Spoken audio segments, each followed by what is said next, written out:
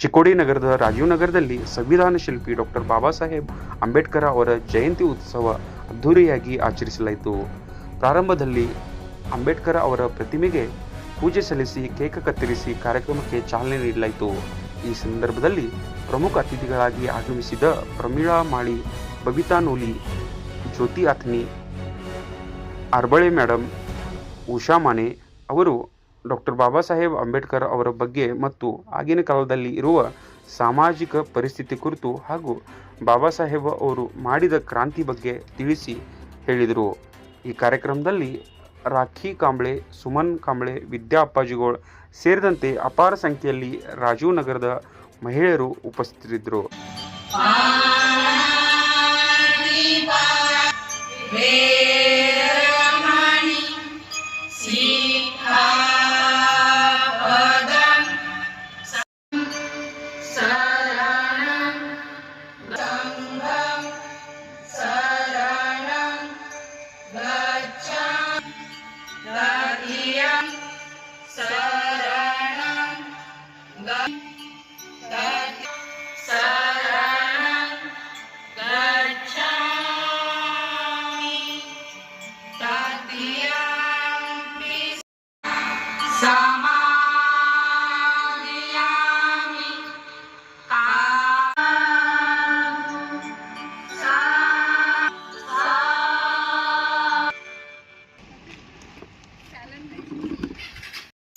ಮಹಾಮಾನವತಾವಾದಿ ಸಂವಿಧಾನ ಶಿಲ್ಪಿ ಡಾಕ್ಟರ್ ಬಾಬಾ ಸಾಹೇಬ್ ಅಂಬೇಡ್ಕರ್ ಅವರ 135ನೇ ದಿನಾಚರಣೆಯನ್ನ ಇವತ್ತೆಲ್ಲ ನಾವು ರಾಷ್ಟ್ರಾದ್ಯಂತ ಅತಿ ವಿಜೃಂಭಣೆಯಿಂದ ಅವರ ಒಂದು ಬಾಬಾ ಸಾಹೇಬ್ ಅವರು ಕೇವಲ ಒಂದು ಹೆಸರಲ್ಲ, ಅವ್ರದ್ದು ಇವತ್ತಿಗೆ 135ನೇ ಜಯಂತಿ ಮಾಡ್ತಾ ಇದಾರಂತಂದ್ರ ಅವ್ರ ಬಗ್ಗೆ ನಾವು ಎಷ್ಟು ಹೇಳಿದ್ರು ಕಡಿಮೆ. ಆ ಹೇಳುವಂತ ಸಂದರ್ಭದಲ್ಲಿ ತಮಗೆಲ್ಲ ಮೊದಲನೇದಾಗಿ ಈ ಒಂದು ಬಾಬಾ ಸಾಹೇಬ್ ಅಂಬೇಡ್ಕರ್ ಅವರ ಸಂಘಟನೆಯ ಪರವಾಗಿ ಮತ್ತೊಮ್ಮೆ ತಮ್ಮನ್ನೆಲ್ಲ ನಾನು ಹೃತ್ಪೂರ್ವಕವಾಗಿ ಸ್ವಾಗತಿಸ. ಯಾವುದೇ ಕೆಲಸವನ್ನ ಕಷ್ಟಪಟ್ಟು ಮಾಡಿದ್ರ ಅದಕ್ಕೊಂದು ಬೆಲೆ ಇರಲ್ಲ, ಇಷ್ಟಪಟ್ಟು ಮಾಡಿದ್ರ ಸಂತೋಷ ಸಿಗ್ತೈತಿ ಅಂತೇಳಿ. ಇಷ್ಟಪಟ್ಟು ಮಾಡ್ಬೇಕು ಯಾವುದೇ ಕೆಲಸವನ್ನ ನಾವು ಮಾಡ್ಬೇಕಾದ್ರು. ಮನೇಲಿ ನೋಡ್ರ ನಾವು ಅಡಿಗೆ ಮಾಡ್ಬೇಕಾದ್ರು ಇಷ್ಟಪಟ್ಟ ಮಾಡ್ತೀವಿ, ಯಾವುದೇ ಒಂದು ಕೆಲಸವನ್ನ ಮಾಡ್ಬೇಕಾದ್ರು ಇಷ್ಟಪಟ್ಟ ಮಾಡ್ತೀವಿ. ನಾವು ಮಾಡಿದ ಅಡಿಗೆ ತಿಂದ್ರ ಅವ್ರ ಸಂತೋಷ ಪಡ್ಬೇಕನ್ನುವಂತ ಸಂದರ್ಭವನ್ನ ನಾವು ಅನ್ಸ್ಕೋತಿರ್ತೀವಿ. ಆದ್ರೆ ಇಲ್ಲಿ ಹಂತವಾಗಿ ಬೆಳಿಬೇಕು. ಇನ್ನು ಡಾಕ್ಟರ್ ಬಾಬಾ ಸಾಹೇಬ್ ಅಂಬೇಡ್ಕರ್ ಅವರ ಬಗ್ಗೆ ಮಾತಾಡಿ ಆನಂತರ ನಾ ಇವ್ರ ಸಂಘಟನೆ ಬಗ್ಗೆ ಒಂದೆರಡು ಮಾತುಗಳನ್ನ ಹೇಳಕ್ ಇಷ್ಟಪಡ್ತೀನಿ. ನನಗ್ ಅನ್ಸಿದ್ದನ್ನ ನಾ ಇಲ್ಲಿವರೆಗೂ ಯಾರಂತ ನಿಮ್ಗೆ ಯಾರಿಗೂ ಕಾಲನಿ ಒಳಗ ಕೆಲವೊಬ್ರಿಗೆ ಮಾತ್ರ ಗೊತ್ತೈತಿ ಮಾಲಾನ್ ತಂಗಿ ಅಂತೇಳಿ. ಕೆಲವೊಬ್ರು ನನ್ನ ಮಾಲಾನ್ ತಂಗಿನ ಅಂತ ಗುರುತಿಸ್ತಾರ, ಮಾಲಾನ್ ನೂಲಿ ಅವ್ರ ತಂಗಿನ ಅಂತೇಳಿ. ಆದ್ರೆ ನಾವು ಒಬ್ಬ ಟೀಚರ್ ಅದೇನಿ, ಸತತ್ 33 ವರ್ಷಗಳ ವರೆಗೂ ಶಿಕ್ಷಣ ಇಲಾಖೆಯಲ್ಲಿ ಸೇವೆಯನ್ನ ಸಲ್ಲಿಸ್ತಾ ಇದ್ದೇನೆ. ಇಂತ ಹಲವಾರು ಸಂಘಟನೆ ಒಳಗ 30 ವರ್ಷ ನಾನು ಸಂಘಟನೆ ಒಳಗ ರಾಜಕೀಯ ಒಳಗನ ಕೆಲಸ ಮಾಡ್ತಾ ಇದ್ದೀನಿ. ಅದು ಬೇರೆ ರಾಜಕೀಯ ಅಲ್ಲ, ನಮ್ಮ ರಾಜಕೀಯ. ಆ ಮಾತುಗಳು ಇಲ್ಲಿ ಬೇಡ. ಆದ್ರೆ ನಮ್ದು ಶಿಕ್ಷಣ ಸಂಘಟನೆ. ಆ ಸಂಘಟನೆ ಒಳಗಾಗ್ಲಿ ಪ್ರಾಥಮಿಕ ಕೃಷಿ ಪತ್ತಿನ ಡೈರೆಕ್ಟರ್ ಆಗಿ ಉಪಾಧ್ಯಕ್ಷರಾಗಿ ಕಾರ್ಯವನ್ನ ಮಾಡ್ತಾ ಇದ್ದೀನಿ. ಇವತ್ತು ಡಾಕ್ಟರ್ ಬಾಬಾ ಸಾಹೇಬ್ ಅಂಬೇಡ್ಕರ್ ಅವ್ರ ಬಗ್ಗೆ ಜೀವನ ಚರಿತ್ರೆ ಅಂತೂ ತಮಗೆಲ್ಲ ಗೊತ್ತಿದ್ದಂತ ವಿಷಯ ಐತೆ. ಮಹಾನಾಯಕ್ ಅನ್ನುವಂತ ಧಾರಾವಾಹಿ ಮನೆ ಮಾತಾಗಿ ಮನೆಗಳಲ್ಲಿ ಚಿಕ್ಕ ಮಗುವಿನಿಂದ ಹಿಡ್ಕೊಂಡು ವಯಸ್ಸಾದವರವರೆಗೂ ಅವ್ರ ಮನಸ್ಸಿನಲ್ಲಿ ಅಚ್ಚಳಿಯದಂತಹ ಧಾರಾವಾಹಿ ಯಾವ್ದಾದ್ರು ಐತಪ್ಪ ನಿಜವಾಗಿ ನೋಡಿದ್ರಂದ್ರ ಅದು ಮಹಾನಾಯಕ ಧಾರಾವಾಹಿ ಅಂತ ಹೇಳಕ್ ಇಷ್ಟಪಡ್ತೀನಿ. ಡಾಕ್ಟರ್ ಬಾಬಾ ಸಾಹೇಬ್ ಅಂಬೇಡ್ಕರ್ ಅವರು ಏಪ್ರಿಲ್ 14, 1891ರಲ್ಲಿ ಮಧ್ಯಪ್ರದೇಶದ ಮಾಹೋ ಅನ್ನುವಂತ ಒಂದು ಚಿಕ್ಕ ಹಳ್ಳಿಯಲ್ಲಿ ಜನಿಸಿದ್ರು. ತಂದೆ ರಾಮ್ಜಿ ಮಾಲೋಜಿ ಸಕ್ಪಾಲ್ ಅಂತೇಳಿ, ತಾಯಿ ಭೀಮಾಬಾಯಿ. ತಮಗೆಲ್ಲ ಗೊತ್ತಿದ್ದಂತ ವಿಷಯ. ಅವರು 14ನೆಯ ಮಗನಾಗಿ ಜನಿಸಿದ್ರು. 14ನೆಯ ಮಗನಾಗಿ ಜನಿಸಿದ ಮೇಲೆ ಆ ಚಿಕ್ಕ ಮಗುವನ್ನ ರಾಮ್ಜಿ ಸಕ್ಪಾಲ್ ಅನ್ನುವಂತ ತಂದೆ ಪಾತ್ರ ಇಲ್ಲಿ ಪ್ರತಿಯೊಂದು ಮಗುವಿಗೆ ತಾಯಿ ಪಾತ್ರ ಬಹಳ ಮುಖ್ಯ. ಮನೆಯಲ್ಲಿ ಒಂದು ಮಗುನ ಬೆಳೆಸೋದು ತಾಯಿನ, ಅದನ್ನ ಊಟದಿಂದ ಹಿಡ್ಕೊಂಡು ಅಂಬೆಗಾಲ್ ಹಿಡ್ಕೊಂಡು ಹುಟ್ಟಿದಾಗಿಂದ ಹಿಡ್ಕೊಂಡು ಅದನ್ನ ಎತ್ತರಕ್ಕೆ ಬೆಳಿತಾನೋ ಅಷ್ಟು ಎತ್ತರಕ್ಕೆ ತಾಯಿನ ಹೆಚ್ಚಿನ ಪಾತ್ರವನ್ನ ಮನೆಯಲ್ಲಿ ವಹಿಸ್ತಾಳ. ಆದ್ರೆ ಇಲ್ಲಿ ಅಂಬೇಡ್ಕರ್ ವಿಷಯದಲ್ಲಿ ತಂದೆ ಬಹಳ ಸ್ಫೂರ್ತಿಯಾಗಿದ್ರು. ರಾಮ್ಜಿ ಅವರು ಪ್ರತಿಯೊಂದು ವಿಷಯದಲ್ಲಿ ನೋಡ್ರಿ, ಅಂಬೇಡ್ಕರ್ ಪಟ್ಟಂತಹ ಕಷ್ಟ ಇವತ್ತು ನಾವು ಪಡ್ತಿದ್ವಿಪ್ಪ ಅಂತಂದ್ರ ನಿಜವಾಗಿಯೂ ನಾವ್ಯಾರು ಬದುಕ್ತಿರ್ಲಿಲ್ಲ. ಸಾಕಪ್ಪ ಈ ಜೀವನ ಅಂತೇಳಿ ಮನ್ಯಾಗ ಕುಂಡಿರ್ತಿದ್ವು, ಸಾಲಿ ಬಿಡ್ತಿದ್ವು. ಅವಾಗ ಅಂಬೇಡ್ಕರ್ ಅವರು ಸಾಲಿಯೊಳಗ ಹೋಗ್ಬೇಕಾದ್ರೂ ಕೂಡ ಅವ್ರನ್ನ ಹೊರ ಕುಣಿಸ್ತಿದ್ರು ಅನ್ನುವಂತ ತಮಗೆಲ್ಲ ಗೊತ್ತೈತಿ.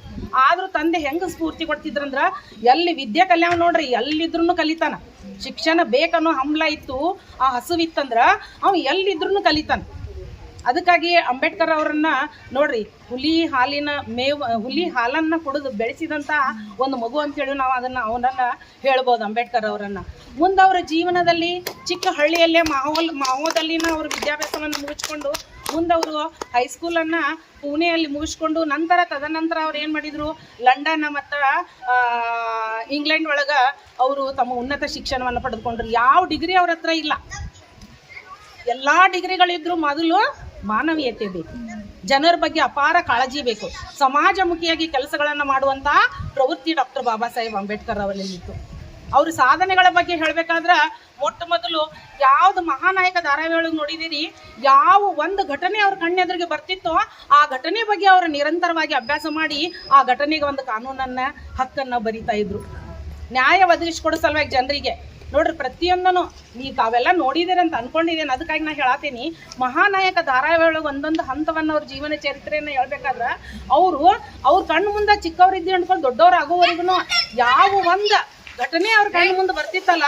ಈಗ ನೋಡ್ರಿ, ಫಾರ್ ಎಕ್ಸಾಂಪಲ್ ಒಂದು ಉದಾಹರಣೆ ಅಂತಂದ್ರೆ ಸಾವಿತ್ರಿಬಾಯಿ ಫುಲೆ, ಜ್ಯೋತಿಬಾಯಿ ಫುಲೆ ಅವರು. ಸಾವಿತ್ರಿಬಾಯಿ ಫುಲೆ ಅವರು 8 ವರ್ಷ ಇದ್ದಾಗನ ಅವ್ರು ಮದುವೆ ಮಾಡಿದ್ರು. ಜ್ಯೋತಿಬಾ ಫುಲೆ ಅವ್ರಿಗೆ ಬರೀ 12 ವರ್ಷ. ಬೆನ್ನೆಲುಬಾಗಿ ಅವ್ರ ಗಂಡ ನಿಂತ್ಕೊಂಡ್ರು. ಅದಕ್ಕೆ ಸ್ಫೂರ್ತಿ ಯಾರಾಗಿದ್ರು? ಡಾಕ್ಟರ್ ಬಾಬಾ ಸಾಹೇಬ್ ಅಂಬೇಡ್ಕರ್ ಅವರಾಗಿದ್ರು.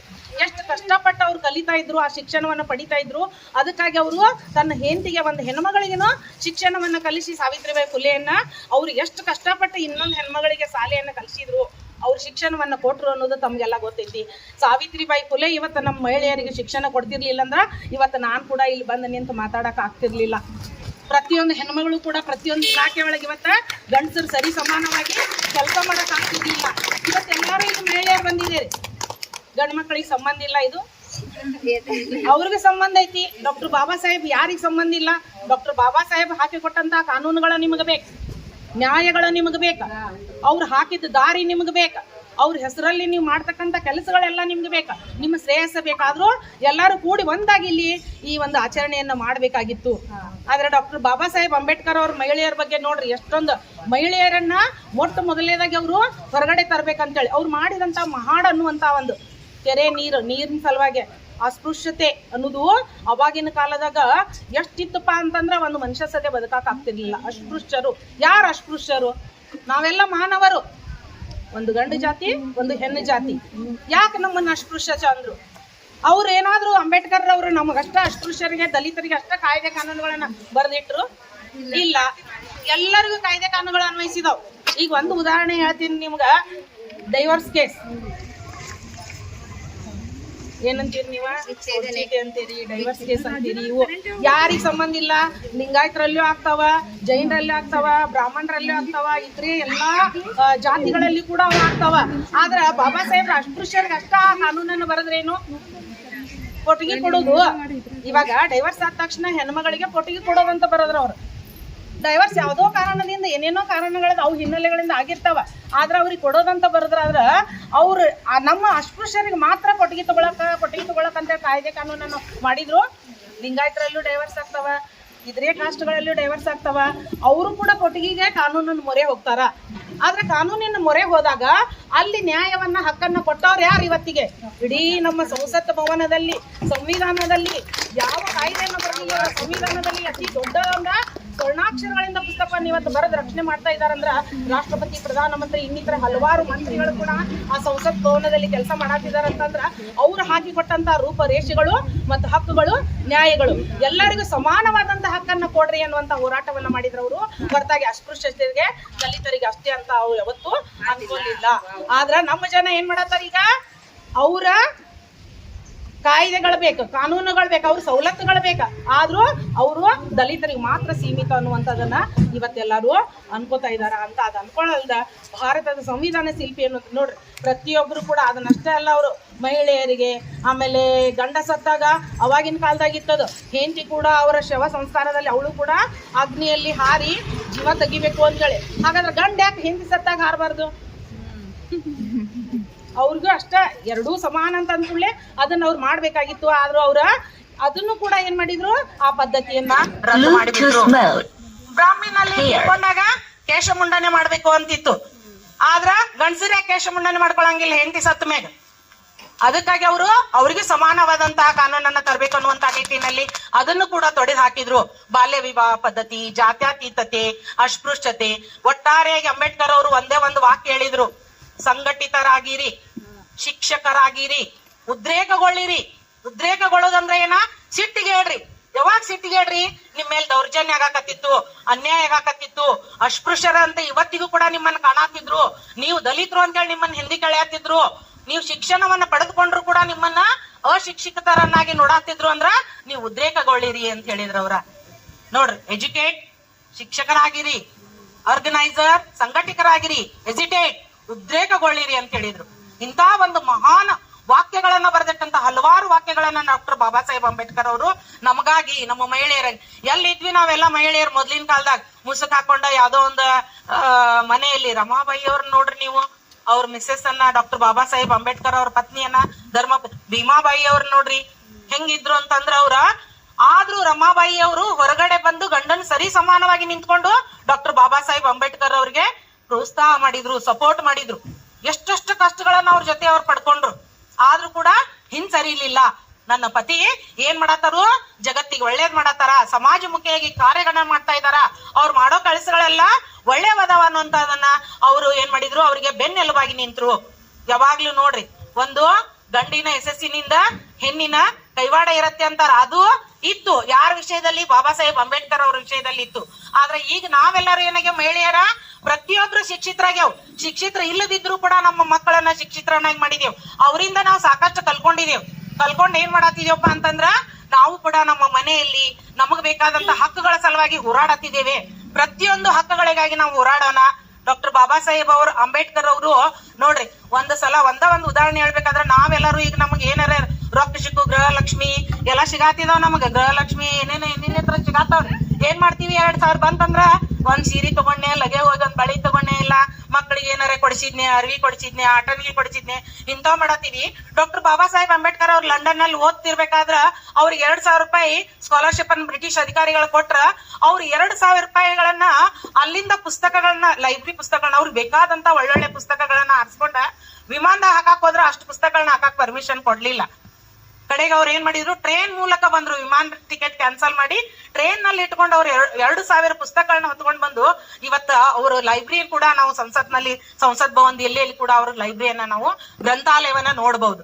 ಪುಸ್ತಕ ಏನಾಗ್ತೈತಪ್ಪ ಅಂತಂದ್ರ, ತಲೆ ತಗ್ಗಿಸಿ ನನ್ನನ್ನು ಓದು, ತಲೆ ಎತ್ತುವಂತೆ ನಿನ್ನನ್ನು ಮಾಡುತ್ತೇನೆ ಅಂತ ಹೇಳ್ತೈತೆ ಅಂತೇಳಿ ಅಂಬೇಡ್ಕರ್ ಅವ್ರು ಹೇಳಿದ್ರು.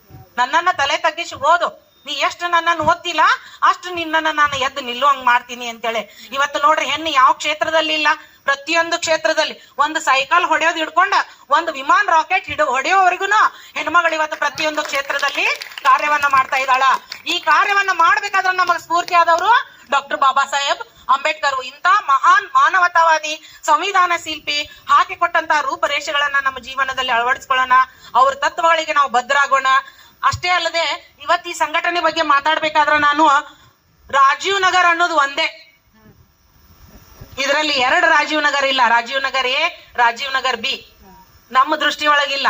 ಇಡೀ ರಾಜೀವ್ ನಗರ್ ಯಾವತ್ತು ನಮ್ಗ ಹುಡ್ಕೋ ಕಾಲನಿ ಅಲಾಟ್ಮೆಂಟ್ ಅದು ಸುಮಾರು 1900, ನನಗ್ ಗೊತ್ತಿದ್ದ ಪ್ರಕಾರ 1989 87 ನಲ್ಲಿ. ಎಷ್ಟು ಮೇಡಮ್? 85 ಅಲ್ರಿ? 89 ದಾಗ ನಾ ಸೆಕೆಂಡ್ ಇಯರ್, ಅದಕ್ಕೆ ಮೊದಲು ಬಂದಿದ್ದು ನೋಡ್ರಿ. 1985 1985ರಿಂದ ಈ ಕಾಲನ್ಯಾಗ ಅಲ್ಲೆಲ್ಲಿಗ ಎಲ್ಲೆಲ್ಲೋ ಒಂದು ಮನೆಗಳಿದ್ವು. ನಾವೆಲ್ಲ ಇಲ್ಲಿಯವರ ಅಲ್ಲ, ಮನೆಗಳು ತಗೊಂಡವ್ರ ಅಷ್ಟ ರಾಜೀವ್ ನಗರದ ನಿವಾಸಿಗಳಂತೇಳಿ ಹೇಳ್ಬಹುದಾದ್ರ ಬಾಡಿಗೆ ಬಂದವ್ರ ಅಲ್ಲಂತ ಅಲ್ಲ. ನೀವು ಬಂದಿದ್ದೀರಾದ್ರ ನೀವು ಯಾವಾಗ ಬಾಡಿಗೆ ಇಲ್ಲಿ ಬಂದ್ರೋ ಅವಾಗಿಂದ ನೀವು ರಾಜೀವ್ ನಗರ್ ನಿವಾಸಿಗಳೇ. ನಾ ಅಂತೀನಿ, ಮಹಿಳೆಯರಿಗೆ ಸಪೋರ್ಟ್ ಮಾಡ್ರಿ. ನೀವು ಕಾಲು ಎಳೆ ಕೆಲಸ ಯಾರು ಮಾಡಕ್ ಹೋಗ್ಬೇಡ್ರಿ. ಯಾವ್ದೋ ಒಂದು ಮಹಿಳೆಯರ ದಿಟ್ಟತನದಿಂದ 4 ಜನ ಹೊರಗ್ ಬಂದಾರಂದ್ರ ನಾವೆಲ್ಲರೂ ಮನೆ ಬಿಟ್ಟು ಹೊರಗ್ ಬರದೇ ಇರೋರು ಅಂತ ಒಂದು ಕಾರ್ಯಕ್ರಮದಲ್ಲಿ ಬರೋಣ, ಅವ್ರಿಗೆ ಸಪೋರ್ಟ್ ಮಾಡೋಣ. ನಮ್ ಕೈಲಿ ಏನು ಮಾಡಕ್ ಆಗ್ಲಿಲ್ಲ ಅಂದ್ರ ನೀವು ಮಾಡಾತೀವ ಒಳ್ಳೆ ಕೆಲ್ಸಗಳನ್ನ, ನಿಮ್ ಬೆನ್ನೆಲುಬಾಗಿ ನಾವು ನಿಲ್ತೀವಿ, ನಿಮಗ್ ಸಪೋರ್ಟ್ ಮಾಡ್ತೀವಿ, ನೀವ್ ಮುಂದ್ ಹೋಗ್ರಿ, ನಾವು ನಿಮ್ ಜೊತೆ ಇದ್ದೀವಿ ಅನ್ನುವಂತ ಮಾತನ್ನ ಹೇಳ್ಬೇಕು. ಜೊತೆಗೆ ಇದ್ದೀವಿ ಅಂತೇಳಿ ಹೆಂಗ್ ಗಂಡಗ್ ಹೇಳ್ತೀವಿ ಒಂದ್ ಸಂಸಾರ ನಡಿತೈತಿ, ಹಂಗ ಇಲ್ಲಿ ನಾವು ಅವ್ರ ಜೊತೆಗಿದ್ದೀವಿ ಅಂದ್ರ ಅವ್ರ ಇನ್ನ 4 ಮಂದಿನ ಕುಡ್ಸುವಂತ ಕೆಲಸ ಮಾಡ್ತಾರ. ಸಂಘಟನೆ ಏನಪ್ಪಾ ಅಂತಂದ್ರ ಮೊದ್ಲ ದೊಡ್ಡ ಸಂಘಟನೆಯಾಗಿ ಬೆಳೆದಿಲ್ಲ, ಹಂತವಾಗಿ ಬೆಳಿತೈತಿ. ಇವತ್ತು 4 ಜನನ ತಗೊಂಡ್ ನಾ ಇವತ್ತು ಸಂಘಟನೆ ಮಾಡಿದೀನಿ, ಇವತ್ತು ಈ ಕಾರ್ಯಕ್ರಮ ಮಾಡೇನಂದ್ರ ಅವ್ರಿಗೆ ಪ್ರೌಡ್ ಫೀಲ್ ಆಗ್ತಿರ್ತೈತಿ. ಬರೀ 10 ಮಂದಿ ಬಂದ್ರು ಕೂಡ ನನ್ ಫಂಕ್ಷನ್ ಚಲೋ ಆಯ್ತು. ನಾಳೆಗೆ ಮುಂದಿನ ವರ್ಷ 20 ಮಂದಿ ಬರ್ಬೋದು, ಮುಂದಿನ ವರ್ಷ 100 ಮಂದಿ ಬರ್ಬೋದು. ಮಂದಿ ಬರ್ಬೇಕಾದ್ರ ಮನಸ್ಸು ಮಾಡ್ಬೇಕಷ್ಟ. ನಾವ್ ಹೆಣ್ಮಕ್ಳೆಲ್ಲ ಮನಸ್ಸು ಮಾಡ್ಬೇಕು. ಹೆಂಗ ಮನಸ್ಸು ಮಾಡ್ಬೇಕಪ್ಪ ಅಂತಂದ್ರ, ಒಬ್ಬ ಹೆಣ್ಮಗಳು ಮಾಡತ್ತಾಳಂದ್ರ ಆ ಹೆಣ್ಮಗಳ ಸಪೋರ್ಟಿವ್ ಆಗಿ ನಾವ್ ಕೆಲಸ ಮಾಡ್ಬೇಕು. ಅವ್ರ ಜೋಡಿ ಕೂಡ ನಮ್ಮ ಮನ್ಯಾಗಿನವ್ರು ಹೋಗ್ಬೇಡ ಅಂದ್ರು, ನನ್ನ ಅಂತಮ್ರು ಹೋಗ್ಬೇಡ ಅಂದ್ರು, ನನ್ ಮಗ ಹೋಗ್ಬೇಡ ಅಂದ್ರು. ಹೇಳ್ರಿ ಅವ್ರಿಗೆ, ಮಗಗ, ಗಂಡಗ, ಅಳಿಯಾಗ, ತಮ್ಮಗ ಏನ್ ಹೇಳ್ರಿ, ಒಂದ್ ಹೆಣ್ಮಗಳ ಕೆಲಸ ಮಾಡತ್ತಾಳಲ್ಲಿ. ಇಂಪಾರ್ಟೆಂಟ್ ಯಾರ? ಹೆಣ್ಣು. ನಾನು ಒಂದ್ ಹೆಣ್ಣಿಗೆ ಸಪೋರ್ಟ್ ಮಾಡಕ್ ಹೊಂಟಿದ್ದೇನ. ನೀ ಬೇಡ ಅಂದ್ರು ನಾ ಹೋಗಕ್ಕೆ. ಯಾಕಂದ್ರ ಅದು ಒಂದು ಎಲ್ಲರ ಸಾಮೂಹಿಕ ಕಾರ್ಯಕ್ರಮ. ಡಾಕ್ಟರ್ ಬಾಬಾ ಸಾಹೇಬ್ ಅಂಬೇಡ್ಕರ್ ಈ ಸಂಘಟನೆಯವ್ರಿಗೆ ಅಷ್ಟ ಅಲ್ಲ, ಇವತ್ತು ನೋಡ್ರಿ ಕಂಟಿನ್ಯೂ 5 ದಿವಸ ನಮ್ಮ ಕೇರೂರ್ ಅಂತ ಸಣ್ಣ ಗ್ರಾಮದಲ್ಲಿ 5 ದಿನ ಕಾರ್ಯಕ್ರಮ ಮಾಡತ್ತಾರ. 10ನೇ ತಾರೀಕಿನಿಂದ ಒಂದೊಂದು ಕಾರ್ಯಕ್ರಮ ಮನಿಗೆ 500, 1000 ಪಟ್ಟಿ ಹಾಕ್ತಾರ. ಕಂಪಲ್ಸರಿ 1000 ಪಟ್ಟಿ ಹಾಕೋದ. ನಾವಂತೀವಿ ನಾವ್ ಇಷ್ಟೆಲ್ಲಾರು ಎಷ್ಟೆಷ್ಟೋ ಖರ್ಚು ಮಾಡ್ತೀವಿ, ಏನೇನೋ ಖರ್ಚು ಮಾಡ್ತೀವಿ. ನಮಗಾಗಿ ಹಾಕಿಕೊಟ್ಟಂತ ಕಾನೂನುಗಳನ್ನ, ನ್ಯಾಯಗಳನ್ನ ಮಾಡದಂತ ಒಬ್ಬ ಮಹಾನ್ ಮಾನವತಾವಾದಿ ಇದು ಫೋಟೋ ಪೂಜೆ ಮಾಡತ್ತಾರಂದ್ರ ನಮ್ ಕೈಯಿಂದ 200 ರೂಪಾಯಿ ಮನಿಗೆ ಆಗುದಿಲ್ಲ. ಅದನ್ನ ಯಾರು ತಿನ್ನಂಗಿಲ್ಲ. ನೀವ್ ಆಮೇಲೆ ಒಂದು ಯೂನಿಯನ್ ಮಾಡ್ಕೊಳ್ರಿ, ಸಂಘಟನೆ ಮಾಡ್ರಿ, ಅದಕ್ಕೊಂದು ಉಪಾಧ್ಯಕ್ಷ, ಅಧ್ಯಕ್ಷ ಮಾಡ್ರಿ, ಒಂದ್ ಖಜಾಂಚಿ ಮಾಡ್ರಿ. ಒಂದ್ ಯಾವ್ದೇ ಸಂಘಟನೆ ನಡಿಬೇಕಾದ್ರ ಅಲ್ಲೊಂದು 10 ಜನದ 13 ಜನದ ಒಂದ್ ಸಂಘ ಇರ್ಬೇಕು. ಅವ್ರ ಹತ್ರ ನೀವು ಆಮೇಲೆ ಹೋಗಿ ನಿಮ್ಗೆ ಯಾರಿಗಾರ ಡೌಟ್ ಇತ್ತು, ನಾ ಕೊಟ್ಟೆ 200 ರೂಪಾಯಿ, ನೀ ಏನ್ ಮಾಡಿದ್ವಾ, ಎಷ್ಟ್ ಖರ್ಚಾಯ್ತು, ಏನ್ ಖರ್ಚಾಯ್ತು ಹೇಳ್ತಾರ. ಅವ್ರು ಬರ್ದಿಡ್ತಾರ. ಅವ್ರಿಗೆ ಜವಾಬ್ದಾರಿ ಇರ್ತೈತೆ ಸಂಘಟಿಗರಿಗೆ. ಇವತ್ತು ನಾವೆಲ್ಲ ಏನ್ ಮಾಡ್ತೀವಿ, ನಮ್ ಇಲಾಖೆ ವತಿಯಿಂದ ಸಂಘಟನೆ ಮಾಡಿದ್ರು ವರ್ಷಕ್ಕೊಂದ್ಸಲ ಗಣಪತಿ ಹಬ್ಬದೊಳಗ್ ನಾವ ಲೆಕ್ಕ ಕೇಳ್ತೀವಿ, ಕೊಡ್ತೀವಿ 500 ರೂಪಾಯಿ ಲೆಕ್ಕ ಕೇಳ್ತೀವಿ. ಆಮೇಲೆ ಹೋಗಿ ನಮ್ಗೆಲ್ಲ ಬರ್ದಿಟ್ಟು ಲೆಕ್ಕ ಕೊಡ್ತಾರ. ನೋಡ್ರಿ, ಕೊಡೋದ್ರಿಂದ ನನಗೆ ಇವತ್ತು ಕೊಡಕ್ ಆಗದಿದ್ರು ನಾ ಏನ್ ಮಾಡ್ಬೇಕು, ನನ್ನನ್ನ ಕಾಂಟ್ರಿಬ್ಯೂಟ್ ಕೊಡುಗೆ ಮಾಡಕ್ ಬರ್ಬೇಕಿಲ್ಲ. ನನಗ್ ರೊಕ್ಕ ಕೊಡಕ್ ಆಗಂಗಿಲ್ಲ, ನನಗೆ ಏನು ಕೊಡಕ್ ಆಗಂಗಿಲ್ಲ. ಅದನ್ನ ಆಕಿ ಜೊತೆ ಬಂದ್ ನಿಲ್ಲಾಕರೆ ಆಗ್ತೈತಿಲ್ರಿ. ಒಂದ್ 5 ನಿಮಿಷ 10 ನಿಮಿಷ ಕೆಲಸ ಮಾಡ್ಕೊಂಡ್ ಫ್ರೀ ಮಾಡ್ಕೊಂಡ ಅಷ್ಟ್ ಮಾಡಿದ್ರೆ ಸಾಕು. ಅವ್ರು ಎಲ್ಲಿಂದ ಬೇಕಾಲಿಂದ ಸಂಘಟಿಗರ ಹಟ್ಟಿ ತಕೊಂಡ್ ಬರ್ತಾರ. ದಾನಿಗಳು ಬಹಳ ಜನ ಅದಾರ. ಎಲ್ಲಾರ ಹತ್ರ ದುಡ್ಡು ಐತಿ, ಎಲ್ಲಾರ ಹತ್ರ ಎಲ್ಲ ಐತಿ. ಅದ್ರ ಕೊಡೋ ಮನಸ್ಸು ಎಲ್ಲಾರ ಹತ್ರ ಇರಂಗಿಲ್ಲ. ಕೆಲವೊಬ್ಬರ ಹತ್ರ ಬೆರಳ ಎಣಿಕೆ ಅಷ್ಟ ಮಾತ್ರ ಕೊಡೋ ಮನ್ಸು ಇರ್ತೈತಿ. ಅದಕ್ಕಾಗಿ ನಾವ್ ಎಂತದಕ್ ಮಾಡ್ತಾ ಇದೀವಿ, ಏನ್ ಮಾಡ್ತಾ ಇದೀವಿ, ಹೋಗಿ ಕಂಡು ದೇವ್ರಿಗೆ ಹುಂಡ್ಯಾಗ ರೊಕ್ಕ ಹಾಕಿ ಬರ್ತೀರಿ. ಆ ರೊಕ್ಕ ಎಲ್ಲಿ ಹೋಗ್ತಾವ ಅಂತ ಯಾರು ಹೋಗಿ ಲೆಕ್ಕ ಕೇಳಿ ಬರ್ತೀರೇನ? ಎದ್ದು ದೇವರನ್ನ ಬಂದ್ ತಿಂತಾನೋ, ದೇವರನ್ನ ಹೊರತ್ಕೊಂಡ್ ಏನಾರ ಸಾಡಿ ಗಿಡಿ ಹೊಲ್ಸ್ಕೊತಾನೋ. ಮೂರ್ತಿ ಪೂಜೆಗಳನ್ನ ತ್ಯಜಿಸ್ರಿ ಅಂತ ಹೇಳಿದ್ರ ಅವ್ರು. ದೇವಾಲಯಗಳ ಒಳಗ ನಮಗ್ ಪ್ರವೇಶ ಇದ್ದಿರ್ಲಿಲ್ಲ. ದೇವಾಲಯಕ್ಕೆ ಹೋಗ್ರಿ, ಕೈ ಮುಗಿರಿ, ದೇವ್ರ ಹತ್ರ ನಿಮ್ಗೆ ಏನ್ ಬೇಕು ಬೇಡ್ಕೊಂಡ್ ಬರ್ರಿ. ಕಂಡು ಬಂಗಾರ, ರೊಕ್ಕ ಹುಂಡ್ಯಾಗ ಹಾಕ್ರಿ, ಏನ್ ಮಾಡ್ರಿ, ಅದನ್ನೆಲ್ಲ ಮಾಡಕ್ ಹೋಗ್ಬೇಡ್ರಿ. ಅಣ್ಣ ಸಂತರ್ಪಣೆ ಮಾಡ್ರಿ. 4 ಮಂದಿ ಒಟ್ಟಾಗಿ ನಿಮ್ ಅಣ್ಣ ಬಿತ್ತಂದ್ರ ನಿಮ್ಗೆ ಕೋಟಿಗಟ್ಲೆ ಪುಣ್ಯ ಬರ್ತೈತಿ ಅನ್ನುವಂತ ಮಾತನ್ನ ಹೇಳಿದ್ರಿ ಇವ್ರು, ಡಾಕ್ಟರ್ ಬಾಬಾ ಸಾಹೇಬ್ ಅಂಬೇಡ್ಕರ್ ಅವರು. ಯಾಕೆ ಮೂರ್ತಿ ಪೂಜೆಗಳಿಗೆ ಅಲಂಕಾರ ಮಾಡ್ತೀರಿ ಹಂಗಂತ ದೇವ್ರ ಬಿಡ್ರನಾತಿಲ್ಲ. ನಾ ಸಾಂಪ್ರದಾಯಿಕವಾಗಿ ಹೇಳಾತೀನಿ ನಾನು. ಅದನ್ನ ಮಾಡೋದು ಒಂದ್ ಯಾವ್ದಾದ್ರು ಒಂದ್ ಒಳ್ಳೆ ಕಾರ್ಯಕ್ರಮ ಮಾಡಾತಿದಾರಪ್ಪ ಅಂತಂದ್ರ ಅವ್ರಿಗೆ ನಾವು ಕೈ ಜೋಡಿಸುವಂತ ಕೆಲಸ ಮಾಡೋಣ ನಮ್ ಕೈಲಿ ಆದಷ್ಟಂತ. ಆ ಕಾರ್ಯಕ್ರಮ ಏನಾಗ್ತೈತಪ್ಪ ಅಂತಂದ್ರ ಇವತ್ ಈ ಮಟ್ಟಕ್ಕಿದ್ದ ನಾಳೆ ಬೃಹತ್ ಮಟ್ಟಕ್ಕೆ ಬೆಳಿಬಹುದು. ಇಲ್ಲಿ ಯಾಕೆ ಒಂದು ಭೀಮನಗರ ಆಗ್ಬಹುದು. ಎಲ್ಲರೂ ನನಗ್ ಜಾತಿ ಮುಖ್ಯ ಅಲ್ಲ. ಇಲ್ಲಿ ಡಾಕ್ಟರ್ ಬಾಬಾ ಸಾಹೇಬ್ ಅವ್ರಿಗೆ ಜಾತಿ ಮುಖ್ಯ ಅಲ್ಲ, ಮಾನವೀಯತೆ ಮುಖ್ಯ. ಅದಕ್ಕಾಗಿ ಅವರನ್ನು ಮಹಾ ಮಾನವತಾವಾದಿ ಅಂತೇಳಿ ಯಾಕೆ ಒತ್ತಿ ಹೇಳಾತೇನಪ್ಪ ಅಂತಂದ್ರ, ಮಾನವತಾವಾದಿ, ಮನುಷ್ಯನ ಮಾನವೀಯ ಗುಣಗಳನ್ನ ಅವರು ಮನುಷ್ಯನಲ್ಲಿ ಬೆಳೆಸಾಕ್ ನೋಡಿದ್ರು. ಅವ್ರು ಎಷ್ಟು ಬೆಳೆಸಾಕ್ ನೋಡಿದ್ರು ಅಷ್ಟು ನಮ್ಮ ಮನಸ್ಸುಗಳನ್ನ ನಾವ್ ಏನ್ ಮಾಡ್ಕೊಳತ್ತೀವಿ, ಏನೋ ಒಂದು ಮನುಷ್ಯಗಳಲ್ಲಿ ತುಂಬಿಕೊಂಡ ಕೋಲಾಹಲಗಳನ್ನ ಎಬ್ಬಿಸ್ತಾ ಇದೀವಿ. ನಮ್ಮ ಮನುಷ್ಯನಲ್ಲಿ ಇಲ್ಲ ಸಲ್ಲದನ್ನ ಅವ್ರೊಂದ್ ಹೇಳ್ರು, ಅವ್ರು ಬಿಡ್ರಿ, ದಲಿತರಿಗೆ ಅಷ್ಟ ಸಂಬಂಧ ಅದಾರು, ಅವ್ರ ಪೂಜಾ ಅವ್ರ ಅಟ್ಟ ಮಾಡ್ಬೇಕ್ರಿ, ಅದನ್ನ ಕಿವಿ ಹಾಕೋತೀವಿ. ಅಲ್ಲಿ ಹೋಗ್ಬೇಡ್ರಿ ನೀವ, ಅಲ್ಲಿ ಹೋದ್ರ ನಿಮ್ಗ ಅದ ಆಗ್ತೈತಿ, ಇದಾಗ್ತೈತಿ. ಹೆದರ್ಸಿ ಅಂಜಿಕೆ ಹಿಂದ್ ಉಳ್ಸಾರ ಬಹಳ ಜನ ಅದಾರ. ಏನ್ ಅವಶ್ಯಕತೆ ಐತಿ ಯಾರಿಗೆ ಹೆದರುದು? ನಾವೇನ್ ಕೆಟ್ಟ ಕೆಲಸ ಮಾಡತ್ತೀವಿ? ಇಲ್ಲ, ಒಳ್ಳೆ ಕೆಲಸ ಮಾಡತ್ತೀವಿ ನಾವು. 4 ಜನರಿಗೆ ಅಂಬೇಡ್ಕರ್ ಅವರನ್ನ ಎಲ್ಲರಿಗೂ ಚಿರಪರಿಚಿತರು. ಅವರು ರಾಷ್ಟ್ರಾದ್ಯಂತ ಚಿರಪರಿಚಿತರು. ಕೊನೆಯದಾಗಿ ನಮ್ಮ ಏಪ್ರಿಲ್ 14 ನಾವು ಡಾಕ್ಟರ್ ಬಾಬಾ ಸಾಹೇಬ್ ಅವ್ರದ್ದು ಇವತ್ತು ಜಯಂತಿಯನ್ನ ಮಾಡ್ತಾ ಇದೀವಿ. ಡಿಸೆಂಬರ್ 6 ಪರಿನಿಬ್ಬಾನ ಮಾಡ್ತೀವಿ ನಾವು. ಅವ್ರದ್ದು ಪರಿನಿಬ್ಬಾನ ಅಂದ್ರ ಸ್ವರ್ಗವಾಸಿಗಳಾದಂತಹ ದಿನ ಅದು. ಅವಾಗ ಡಾಕ್ಟರ್ 1956 ಡಿಸೆಂಬರ್ 6 ಅವ್ರು ಬೊಂಬೆನಲ್ಲಿ ತೀರ್ಕೊಂಡಾಗ 7 ಲಕ್ಷ ಜನ ಅವರ ಅಂತಿಮ ಸಂಸ್ಕಾರದಲ್ಲಿ ಭಾಗಿಯಾಗಿದ್ರು. 7 ಲಕ್ಷ ಜನ ಅಂದ್ರ ಸಾಮಾನ್ಯ ಅಲ್ಲದ ಬೊಂಬೆ ಅಂತ ಊರಲ್ಲಿ. ಅಂತ ಜನರನ್ನ, ಅಂತ ನಾಯಕನ ಮೆರವಣಿಗೆ ಹೊಂಟಿತ್ತು. ಎಲ್ಲಿಗೆ ಹೊಂಟಿತ್ತು? ನಮಗೆಲ್ಲ ಇಷ್ಟೊಂದು ಮಾಡಿ ದೊಡ್ಡದಾದಂತ ಒಂದು ಸಂವಿಧಾನವನ್ನ ರಚನೆ ಮಾಡಿ ನಮಗ ಸಮಾನ ಹಕ್ಕುಗಳನ್ನ, ಸಮಾನ ನ್ಯಾಯಗಳನ್ನ ಒದಗಿಸಿಕೊಟ್ಟಂತಹ ಮಹಾನಾಯಕನ ಸ್ವರ್ಗಾರೋಹಣವಾಗ್ತಾ ಇತ್ತು. ಅಂತ ಒಂದು 7 ಲಕ್ಷ ಅಲ್ಲ, ನೀವು ಒಬ್ಬೊಬ್ರ ಮನೆಗೆ ಬಂದ್ರ 700 ಮಂದಿ ಗೊಳೆ ಆದ್ರೂ ಸಾಕು ಆ ಫಂಕ್ಷನ್ ಯಶಸ್ವಿ ಆಗ್ತೈತಿ ಅನ್ನುವಂತ ಮಾತನ್ನ ಈ ಸಂದರ್ಭದಲ್ಲಿ ಹೇಳ್ತಾ, ಇನ್ನು ಅಂಬೇಡ್ಕರ್ ಅವ್ರ ಬಗ್ಗೆ ಬಹಳ ಬಹಳ ಹೇಳ್ಬೇಕು. ಎಷ್ಟು ಹೇಳಿದ್ರು ಕಡಿಮೆನ. ಅವರು ನಿಂತ ನೀರಲ್ಲ, ಅವ್ರು ಮಾಡಿದ ಮಹಾ ಕೆಲಸಗಳು ಕಾರ್ಯಗಳು ನಿಂತ ನೀರಲ್ಲ, ನಿರಂತರವಾಗಿ ಹರಿದೋಗಿ ಸಮುದ್ರವನ್ನ, ಸಾಗರವನ್ನ, ಸರೋವರವನ್ನ ಸೇರುವಂತಹ ಕಾರ್ಯಗಳನ್ನ, ರೂಪರೇಷೆಗಳನ್ನ ಅವ್ರು ಹಾಕಿಕೊಟ್ಟು ನಮ್ಗ ಕಾರ್ಯಗಳನ್ನ ಮಾಡಿದಾರ. ಅಂತ ವಿನಾಭಾವ ವ್ಯಕ್ತಿಯನ್ನ ನಾವಿವತ್ತು ನಮ್ಮ ಜೀವನದಲ್ಲಿ ಅವರ ಆದರ್ಶಗಳನ್ನ, ಅವ್ರ ಒಂದು ಫೋಟೋವನ್ನ ಪ್ರತಿ ಮನೆಗಳಲ್ಲಿ ಇವತ್ತು ನೀವು ಯಾವ ದೇವರನ್ನ ಫೋಟೋ ಇಟ್ಕೊಂಡು ಪೂಜೆ ಮಾಡ್ತೀರಿ ಗೊತ್ತಿಲ್ಲ, ಪಕ್ಕಕ್ಕೆ ಒಂದು ನಮ್ಮ ಅಂಬೇಡ್ಕರ್ ಅವ್ರನ್ನ ಇಟ್ಕೊಂಡ ಪೂಜೆಯನ್ನ ಮಾಡ್ರಿ. ಯಾಕಂದ್ರ ಇವತ್ತು ನಮಗೆ ಈ ಸಮಾಜದಾಗ ಇಷ್ಟೊಂದು ಗೌರವ, ಘನತೆ, ಸಮ್ಮಾನ ದೊರೆಯತೈತಪ್ಪ ಅಂತಂದ್ರ ಅದು ಅವ್ರು ಕೊಟ್ಟ ಭಿಕ್ಷೆ ಅಂತ ನಾ ಈ ಸಂದರ್ಭದಲ್ಲಿ ಹೇಳಕ್ ಇಷ್ಟಪಡ್ತೀನಿ. ಅವ್ರು ಕೊಟ್ಟಂತ ಭಿಕ್ಷೆಗೆ ನಾವು ಒಂದು ಗೌರವವನ್ನ ಸಲ್ಲಿಸಿ ಇವತ್ತು ಈ ಒಂದು 135ನೇ ಜಯಂತಿಯನ್ನ ಈ ಸಂಘಟಿಗರ ಆಚರಣೆ ಮಾಡಿದಾರ. ಅವ್ರು ನಮ್ಮನ್ನು ಕರೆದು ನನಗೊಂದೆರಡು ಮಾತುಗಳನ್ನ ಹೇಳಕ್ಕ ಅವಕಾಶ ಮಾಡಿಕೊಟ್ಟಿದಾರ. ನಿಮ್ ಸಂಘಟನೆ ಸದಾ, ನಿಮ್ ಸಂಘಟನೆಗೆ ನಾನು ಕೂಡ ಬೆಂಬಲವಾಗಿ ಇರ್ತೀನಿ. ನಿಮ್ ಸಂಘಟನೆ ಸದಾ ಇನ್ನೂ ಎತ್ತರಕ್ಕೆ ಬೆಳೀಲಿ. ನಮ್ಮಿಂದ ಏನ ಸಹಾಯ ಬೇಕಾದ್ರೂ ನೀವು ಕೇಳ್ರಿ. ನಾವು ಒಬ್ರಲ್ಲ, ಇಬ್ರಲ್ಲ, 4 ಜನ ಬಂದು ನಿಮ್ ಕೈ ಜೋಡಿಸ್ತೀವಿ. ನಿಮ್ ಸಂಘಟನೆ ಬೆಳೀಲಿ ಅಂತ ಹೇಳಿ ನನ್ಗೊಂದೆರಡು ಮಾತಾಡಕ್ ಅವಕಾಶ ಮಾಡಿಕೊಟ್ಟಂತ ತಮಗೆಲ್ಲರಿಗೂ ಮತ್ತೊಮ್ಮೆ ನಾನು ಧನ್ಯವಾದಗಳನ್ನ ಸೇರಿಸಿ ಜೈ ಭೀಮ್ ಅಂತ ಹೇಳಿ ಡಾಕ್ಟರ್ ಬಾಬಾ ಸಾಹೇಬ್ ಅಂಬೇಡ್ಕರ್ ಅವರಿಗೆ ಜೈವಾಗಲಿ. ಮಾತ್ರ ಶತ್ರುಗಳು ಹೆದರುತ್ತಾರೆ. ಭೀಮರಾವ್ ಅವರ ಈ ನುಡಿಮುತ್ತನ್ನು ಹೇಳುತ್ತಾ ಈ ಒಂದು ಶುಭ ಸಂದರ್ಭದಲ್ಲಿ ಮೊಟ್ಟ ಮೊದಲು ನಾನು ಡಾಕ್ಟರ್ ಬಾಬಾ ಸಾಹೇಬ್ ಅಂಬೇಡ್ಕರ್ ಅವರಿಗೆ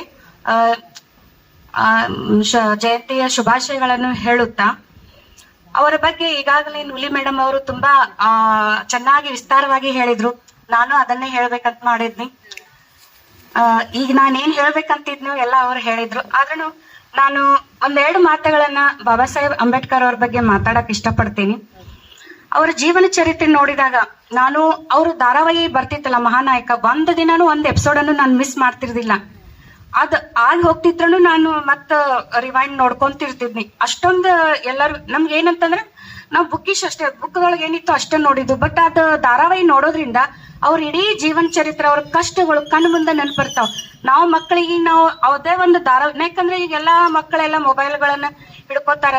ಹಿಂದಿಂದ ಏನೋ ಅವರಿಗೆ ಇದಿಲ್ಲ, ಪ್ರೆಸೆಂಟ್ ಆಗಿ ಅವ್ರ ಮೊಬೈಲ್ಗೆ ಅಡಪ್ಟ್ ಆಗ್ಯಾರ. ಇಂಥ ಧಾರಾವಾಹಿಗಳನ್ನು ತೋರಿಸ್ಬೇಕು ನಾವು ಮಕ್ಕಳಿಗೆ. ಯಾವ ರೀತಿ ಕಷ್ಟಕರ ಜೀವನವನ್ನ ಅನುಭವಿಸಿ ಅವ್ರು ಮುಂದೆ ಬಂದಿದಾರು, ಅವ್ರು ಏನ್ ಸಾಧನೆ ಮಾಡಿಲ್ಲ ಏನ್ ಅನ್ನೋದನ್ನ ಸೀರಿಯಲ್ ಮುಖಾಂತರ ನಾವು ಮಕ್ಕಳಿಗೆ ಇವು ಧಾರಾವಾಹಿ ಮೂವಿ ನೋಡೋಕ್ಕಿಂತ ಇಂಥ ಒಂದು ಧಾರಾವಾಹಿಗಳನ್ನ ನಾವು ಮಕ್ಕಳಿಗೆ ತೋರಿಸ್ಬೇಕು. ಬಾಬಾ ಸಾಹೇಬ್ ಅಂಬೇಡ್ಕರ್ ಅವ್ರ ಬಗ್ಗೆ ಜನ್ಮಸ್ಥಳ ಹೇಳೋಕ್ಕಿಂತ ಮುಂಚೆ ಇನ್ನೊಂದು ಮಾತು ಹೇಳ್ತೀನಿ ನಾನು. ಮಧ್ಯಪ್ರದೇಶದ ಬಗ್ಗೆ ಹೇಳ್ತೀನಿ. ಶ್ರೀರಾಮಚಂದ್ರನು ಮಧ್ಯಪ್ರದೇಶದಲ್ಲೇನೆ ಹುಟ್ಟಿದ್ರು. ಶ್ರೀಕೃಷ್ಣನು ಮಧ್ಯಪ್ರದೇಶದಲ್ಲಿ ಹುಟ್ಟಿದ್ರು. ದೇವತಾ ಪುರುಷರು ಅಲ್ಲೆಲ್ಲ ಹುಟ್ಟಬೇಕಾದ್ರೆ ನಮ್ ಬಾಬಾ ಸಾಹೇಬ್ ಅಂಬೇಡ್ಕರ್ ಅವರು ಮಧ್ಯಪ್ರದೇಶದಲ್ಲೇನೆ ಹುಟ್ಟಿದ್ರು. ಅದೇ ಒಂದು ನನ್ನ ಹೆಮ್ಮೆ. ಮಹಾಪುರುಷರು, ದೇವತಾ ಮನುಷ್ಯ ಅನ್ಸ್ಕೊಳಕಂತಂದ್ರೆ ಆ ಮಧ್ಯಪ್ರದೇಶದಲ್ಲಿ ಕೂಡ ಅವ್ರು ಹುಟ್ಟಿದ್ರು. ಅದೇ ಒಂದು ನಮಗಿದು ಪ್ರತಿ ಮನೆಯಲ್ಲಿ ಇವರು ಹೇಳಿದ್ರು ಮೇಡಮ್ ಅವರು ಫೋಟೋ ಪೂಜೆ ಮಾಡ್ಬೇಕಂತ. ನನ್ನ ಆಸೆ ಏನಪ್ಪಾ ಅಂತಂದ್ರೆ ಪ್ರತಿ ಮನೆಯಲ್ಲೇನು ಒಬ್ರೊಬ್ರು ಬಾಬಾ ಸಾಹೇಬ್ ಅಂಬೇಡ್ಕರ್ ಅವ್ರು ಹುಟ್ಟಬೇಕು. ಅವ್ರಂತ ಬುದ್ಧಿಜೀವಿ, ಜ್ಞಾನಜೀವಿ ಪ್ರತಿಯೊಂದು ಮನೆಯಲ್ಲಿ ಹುಟ್ಟಬೇಕಂತ ನನ್ನ ಆಸೆ. ನಾನು ಇದೇ ಕೇಳ್ಕೊಳ್ತೀನಿ. ಬಾಬಾ ಸಾಹೇಬ್ ಅಂಬೇಡ್ಕರ್ ಅವರು ಮಧ್ಯಪ್ರದೇಶದಲ್ಲಿ ಜನಿಸಿದ್ರು ಏಪ್ರಿಲ್ 14ರಲ್ಲಿ. ಅವರು ಮಕ್ಕಳಿಗೆ, ದಲಿತರಿಗೆ ಮತ್ತು ಹೆಣ್ಣು ಮಕ್ಕಳಿಗಾಗಿ ಹಕ್ಕುಗಳಿಗಾಗಿ ಹೋರಾಡಿದರು. ಸಾಮಾಜಿಕವಾಗಿ, ಅರ್ಥಶಾಸ್ತ್ರಜ್ಞರಾಗಿ, ನ್ಯಾಯಶಾಸ್ತ್ರಜ್ಞರಾಗಿ ಅವರು ಮೊಟ್ಟ ಮೊದಲು ನ್ಯಾಯಾಂಗ ಮುಖ್ಯಮಂತ್ರಿ ಆದವರನೇ ಬಾಬಾ ಸಾಹೇಬ್ ಅಂಬೇಡ್ಕರ್ ಅವರು. ಪ್ರತಿಯೊಂದು ಕ್ಷೇತ್ರದಲ್ಲಿ ಅವರು ನಮಗ ಸ್ವಾತಂತ್ರ್ಯತೆಯನ್ನು ಕೊಟ್ಟಿದಾರ. ಈ ಸ್ಟೇಜ್ ನಾವು ಇಲ್ಲಿ ಬಂದು ನಿಂತು ಮಾತಾಡ್ಬೇಕಾದ್ರೂ ಅವ್ರು ಕೊಟ್ಟಂತ ಸ್ವಾತಂತ್ರ್ಯನೇ ಕಾರಣ. ಅವರು ಸಮಾನತೆ ಕೊಟ್ರು, ಸ್ವಾತಂತ್ರ್ಯತೆಯನ್ನು ಕೊಟ್ರು. ಆದ್ರೆ ಎಲ್ಲಕ್ಕೂ ಒಂದು ಚೌಕಟ್ಟಿದೆ. ಸ್ವಾತಂತ್ರ್ಯ ಅಂತ ನಾವು ಮನಸ್ಸಿಗೆ ಬಂದಂತ ಏನು ಯಾರಿಗೆ ಅವಾಚ್ಯ ಶಬ್ದ ಆಗ್ಲಿ ಏನು ಮಾತಾಡುವಂತದಿಲ್ಲ. ಸ್ವಾತಂತ್ರ್ಯನು ಕೊಟ್ಟಿದ್ದಾರೆ. ನಮಗೇನ್ ತೊಂದರೆ ಆಗ್ತದ ನಾವು ಫೇಸ್ ಮಾಡ್ಬೋದು. ನಮಗ್ ಜ್ಞಾನ ಬೇಕು ಮೊಟ್ಟ ಮೊದಲು. ಅದಕ್ಕೆ ಪ್ರತಿಯೊಬ್ಬರನ್ನು ಜ್ಞಾನವನ್ನ ಸಂಪಾದಿಸಿ ಅಂತ ಹೇಳಿದ್ದಾರೆ ಬಾಬಾ ಸಾಹೇಬ್ ಅಂಬೇಡ್ಕರ್ ಅವರು. ಜ್ಞಾನಕ್ಕಿಂತ ಮುಂದಿನ ಯಾವುದೂ ಇಲ್ಲ. ಪ್ರತಿಯೊಂದು ಮನೆಯಲ್ಲಿ ಜ್ಞಾನವಂತರಾಗ್ರಿ. ಹೆಣ್ಣು ಮಕ್ಕಳಿಗೆ ಎಷ್ಟು ಶೋಷಣೆ ಆಗೈತಿ ಈಗಾಗಲೇ ಸವಿಸ್ತಾರವಾಗಿ ನುಲಿ ಮೇಡಮ್ ಅವರು ಹೇಳಿದ್ರು.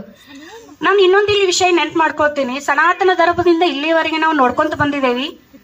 ಕುರಾಣದಲ್ಲಿ ನೋಡ್ರಿ ಮೌಲಾನಗಳಿದಾರ, ಬ್ರಾಹ್ಮಣರಲ್ಲಿ ನೋಡ್ರಿ ಪುರೋಹಿತರದಾರ, ಆಮೇಲೆ ಹಿಂದೂಗಳಲ್ಲಿ ನೋಡ್ರಿ ಸ್ವಾಮಿಗಳದಾರ, ಎಲ್ಲ ಅದಾರ.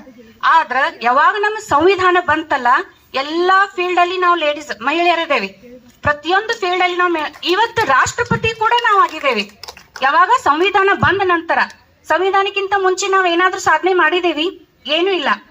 ಅದಕ್ಕ ಅವ್ರು ಏನ್ ಮಾಡಿದ್ರು ನಾವ್ ಎಷ್ಟು ನಮ್ ಜನ್ಮ ಇನ್ನೊಂದ್ ಎಷ್ಟು 7 ಜನ್ಮ ಎತ್ತಿ ಬಂದ್ರು ಅವ್ರ ಋಣ ನಾವ್ ತೀರ್ಸಕ್ ಆಗೋಲ್ಲ.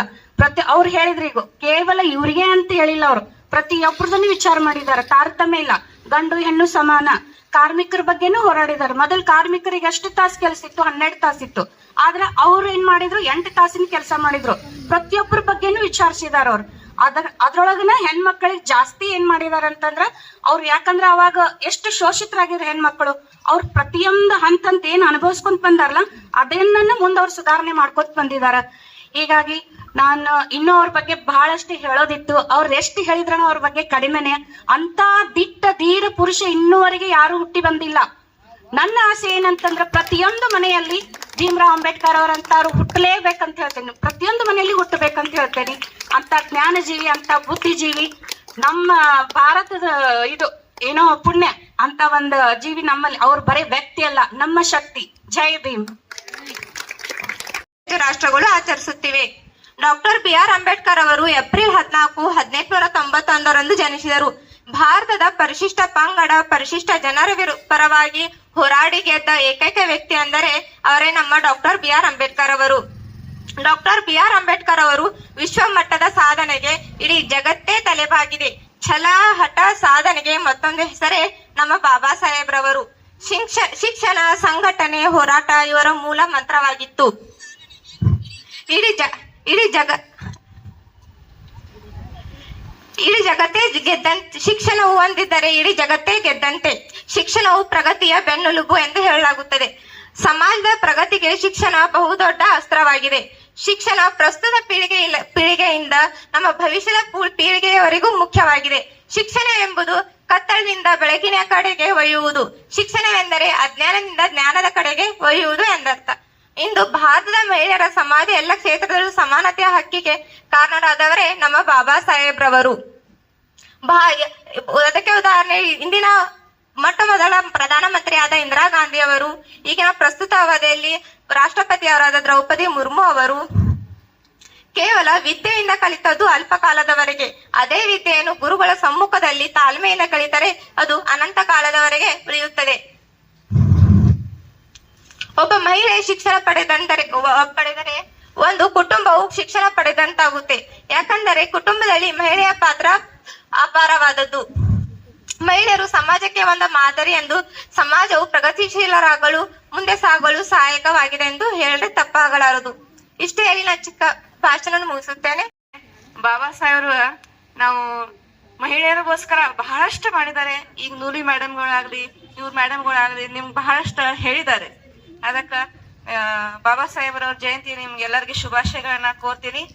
ನಾ ಹೇಳಿದ್ದು ಈಗ ಎಲ್ಲರೂ ಹೇಳಿದ್ದಾರೆ, 2 ಮಾತುಗಳನ್ನ ನಾನು ಹೇಳ್ತೀನಿ. ಇದು 14 ಏಪ್ರಿಲ್ ಏನಿದೆ, ಇದು ಎಲ್ಲಾ ಜಗತ್ನಲ್ಲಿ ಎಲ್ಲರೂ ಆಚರಿಸ್ತಾ ಇದ್ದಾರೆ. 135 ದೇಶಗಳಲ್ಲಿ ಇದನ್ನ ವರ್ಲ್ಡ್ ನಾಲೆಜ್ ಡೇ ಜ್ಞಾನದ ದಿವಸ ಅಂತ ಆಚರಿಸ್ತಾ ಇದ್ದಾರೆ. ಕ್ಯಾಂಬ್ರಿಡ್ಜ್ ಯೂನಿವರ್ಸಿಟಿ ಅವರು ಬಾಬಾ ಸಾಹೇಬ್ರ ಜನ್ಮ ದಿವಸವನ್ನ ವರ್ಲ್ಡ್ಸ್ ನಾಲೆಜ್ ಡೇ ಅಂತ ಆಚರಣೆ ಮಾಡ್ಬೇಕಂತ ಎಲ್ಲಾ ವಿಶ್ವದಲ್ಲಿ ಹೇಳಿದ್ದಾರೆ. ಯಾಕಂದ್ರೆ ಅವ್ರು ಪಡೆದಂತ 32 ಡಿಗ್ರಿಗಳು ಅದಾವ. ಬಾಬಾ ಸಾಹೇಬ್ ತಮ್ಮ ಜೀವನದಲ್ಲಿ 32 ಡಿಗ್ರಿಗಳನ್ನ ಪಡ್ಕೊಂಡಾರ. ಆಮೇಲೆ 7 ಭಾಷೆಗಳನ್ನ ಅವರು ನಿರರ್ಗಳವಾಗಿ ಮಾತಾಡ್ತಿದ್ರು. ನಮಗ 1-2 ಭಾಷೆಗಳನ್ನ ಮಾತಾಡಕ ನಾವು ಒದ್ದಾಡ್ ಹೋಗ್ತೀವಿ. 7 ಭಾಷೆಗಳನ್ನ ಬಾಬಾ ಸಾಹೇಬ್ ನಿರರ್ಗಳವಾಗಿ ಮಾತಾಡ್ತಿದ್ರು. ಆಮೇಲೆ ಲಿಖಾನವನ್ನ ಇಷ್ಟವ್ರು ಬರ್ದಿದ್ದಾರೆ. ಅವರು ಸಾಯೋ ದಿವಸ ಅಂದ್ರೆ ಕೊನೆ ಉಸಿರು ಎಳೆಯೋ ಆ ರಾತ್ರಿ ಕೂಡ ಬಾಬಾ ಸಾಹೇಬ್ರು ಬುದ್ಧ ಅಂಡ್ ಧಮ್ಮ ಈ ಗ್ರಂಥದ ಪ್ರಸ್ತಾವನೆಯನ್ನ ಬರೀತಾರೆ. ಇಷ್ಟು ಬರೆಯೋದು ಆಮೇಲೆ ಓದೋದು ಅವ್ರಿಗೆ ಹವ್ಯಾಸ ಇತ್ತು. ಅದೇ ನಾವು ಅಳವಡಿಸ್ಕೋಬೇಕು. ಬಾಬಾ ಸಾಹೇಬ್ ಹೇಳಿದ್ದು, ನೀವು ನನ್ನ ಜಯಂತಿ ಮಾಡ್ರಿ ಆಮೇಲೆ DJ ಹಚ್ಚಿ ಕುಣಿರಿ ಅಂತ ಯಾವತ್ತೂ ಹೇಳಿಲ್ಲ. ಬಾಬಾ ಸಾಹೇಬ್ ಮೊದ್ಲೇ ಹೇಳಿದ್ರು, ನನಗ ನೀವು ದೇವರಾಗಿ ಕುಣಿಸ್ಬೇಡ್ರಿ, ಫೋಟೋನಲ್ಲಿ ಇಡಬೇಡ್ರಿ, ನಿಮ್ಮ ಜೀವನದಲ್ಲಿ ನನ್ನನ್ನು ಅಳವಡಿಸ್ಕೊಡ್ರಿ. ನನ್ನ ಏನ್ ಜೀವನ ಇದೆ ಅದೇ ನಿಮ್ಗ ಕನ್ನಡಿ. ನಾ ಅನುಭವಿಸಿದೀನಿ ಅದನ್ನೆಲ್ಲ ನೀವು ತಿಳ್ಕೊರಿ. ಆದ್ರೆ ನಿಮಗ್ ಬರಬಾರ್ದು ಅಂತೇಳಿ ನಾನು ಸಂವಿಧಾನವನ್ನ ಬರ್ದಿದ್ದೀನಿ. ಅದನ್ನ ನೀವು ಉಳ್ಸ್ಕೊಂಡು ಹೋಗ್ಬೇಕು. ಅದನ್ನ ಲಾಗು ಮಾಡೋರು ಎಂತಾರು ಬರ್ತಾರೋ ನನಗ್ ಗೊತ್ತಿಲ್ಲ. ಅದನ್ನ ಪೂರ್ಣವಾಗಿ ಲಾಗು ಆಗ್ತದ ಸಂವಿಧಾನ ಅನ್ನೋದು ನನಗ್ ಗೊತ್ತಿಲ್ಲ. ಆದರೆ ನೀವು ಎಲ್ಲಾ ಜನರು ಜಾಗೃತರಾಗ್ರಿ. ಆಮೇಲೆ ಸಂವಿಧಾನದಲ್ಲಿ ನಾ ಏನೇನು ಬರ್ದಿದ್ದೀನಿ ಅಂತ ಹೇಳಿ ತಿಳ್ಕೊಳ್ರಿ. ಅದಕ್ಕ ನಾವು ಎಲ್ಲಾರು ಕೂಡ ಸಂವಿಧಾನವನ್ನ ಓದ್ಬೇಕು. ಸಂವಿಧಾನ ಓದ್ಕೊಂಡು ಅದರಲ್ಲಿ ಏನೇನ್ ಬಾಬಾ ಸಾಹೇಬ್ ಕಾನೂನುಗಳನ್ನ ಹಾಕಿದಾರೆ ಅಂತ ನಾವು ತಿಳ್ಕೊಬೇಕು. ಯಾಕಂದ್ರೆ ನಮ್ ಹೆಣ್ಮಕ್ಳಿಗೆ ಯಾವ ಆಸ್ತಿನಲ್ಲಿ ಪಾಲ ಇರ್ಲಿಲ್ಲ, ಮನೆಯಲ್ಲಿ ನಾವು ಒಂದು ಆಳಾಗಿ ಬಿದ್ದಿದ್ವಿ. ಆದರೆ ಬಾಬಾ ಸಾಹೇಬ್ ನಮಗ ಆಸ್ತಿಯಲ್ಲಿ ಕೂಡ ಪಾಲವನ್ನ ಕೊಟ್ಟಿದ್ದಾರೆ. ಗಂಡನ ಆಸ್ತಿಯಲ್ಲಿ, ತಮ್ಮ ಅಪ್ಪನ ಆಸ್ತಿಯಲ್ಲಿ ಕೂಡ ನಮಗೆ ಬಾಬಾ ಸಾಹೇಬ್ರ ಪಾಲವನ್ನ ಕೊಟ್ಟಿದ್ದಾರೆ. ಈ ತರ ಇಷ್ಟು ನಮಗ ಸಮಾಜದಲ್ಲಿ ಒಂದು ಉನ್ನತ ಸ್ಥಾನದಲ್ಲಿ ನಮಗ್ ಬಾಬಾ ಸಾಹೇಬ್ ತಗೊಂಡ್ ಹೋಗಿ ಇಟ್ಟಿದ್ದಾರೆ. ಈಗ ಹೇಳಿದ್ರು ಮೇಡಮ್ಗಳು, ನಾವು ಏನನ್ನ ಯಾವ ಕ್ಷೇತ್ರದಲ್ಲಿ ಇಲ್ಲ ಅದನ್ನ ಹೇಳ್ರಿ. ಈಗ ಮಹಿಳೆ ಪೈಲಟ್ ಕೂಡ ಆಗಿದ್ದಾಳೆ, ಆಕಾಶದಲ್ಲಿ ಹಾರಾಡ್ತಾ ಇದ್ದಾಳೆ, ಒಂದು ದೇಶವನ್ನು ನಡೆಸ್ತಾ ಇದ್ದಾಳೆ. ಈ ಮಟ್ಟಕ್ಕೆ ಬೆಳೆಯೋಕೆ ಮಹಿಳೆಗೆ ನಮ್ ಬಾಬಾ ಸಾಹೇಬ್ರೇ ಕಾರಣ. ಶಿಕ್ಷಣವನ್ನು ಪಡ್ಕೊಳ್ಳಿಕ್ಕೆ ನಾವು ಮಹಿಳೆಯರಿಗೆ ಸಾಧ್ಯ ಆಗಿದ್ದು ಬಾಬಾ ಸಾಹೇಬ್ರಿಂದ. ಹೀಗಾಗಿ ನಾವು ಎಲ್ಲ ಮಹಿಳೆಯರು ಬಾಬಾ ಸಾಹೇಬರಿಗೆ ಯಾವತ್ತೂ ಚಿರಋಣಿಯಾಗಿ ಇರ್ತೇವಿ. ಆಮೇಲೆ ಅವ್ರು ಏನ್ ಹೇಳಿದ್ದಾರೆ, ಬರೇ ವರ್ಷದಾಗ ಒಂದ್ಸಲ ಅವ್ರಿಗೆ ನೆನೆಸೋದು ಬೇಡ. ಅವ್ರು ಏನ್ ಹೇಳಿದ್ದಾರೆ ಅನ್ನೋದನ್ನ ಓದೋನು. ಬಾಬಾ ಸಾಹೇಬ್ ಬರ್ದಿಟ್ಟ ಪ್ರತಿಯೊಂದು ಬುಕ್ ನಾವು ಓದೋನು. ಅವಾಗ ನಾವು ಅವ್ರ ವಿಚಾರಗಳನ್ನ ತಿಳ್ಕೊತೀವಿ. ಓದೋದು ಹವ್ಯಾಸವನ್ನ ನಮ್ಮ ಮಕ್ಕಳಲ್ಲಿ ಬೆಳೆಸೋಣ. ನಮ್ಮ ಮನೆಯಲ್ಲಿ ಬಾಬಾ ಸಾಹೇಬ್ ಬರ್ದಿದ್ದಂತ ಬುಕ್ಗಳನ್ನ ತಂದಿಟ್ಟು ಇಡೋಣ. ನಾವು ಮಹಿಳೆಯರು ಮಾಡೋದು ಇಷ್ಟೇ, ನಮ್ಮ ಮಕ್ಕಳನ್ನ ನಾವು ಕಲಿಸ್ಬೇಕು. ಅವಾಗ ಅವ್ರಿಗೆ ಗೊತ್ತಾಗತ್ತೆ ಬಾಬಾ ಸಾಹೇಬ್ ಅಂದ್ರೆ ಏನು, ಜ್ಯೋತಿಬಾ ಫುಲೆ ಅಂದ್ರೆ ಏನು, ಸಾವಿತ್ರಿಬಾಯಿ ಫುಲೆ ಅಂದ್ರೆ ಯಾರು, ಶಾಹು ಮಹಾರಾಜ್ ಅಂದ್ರೆ ಯಾರು.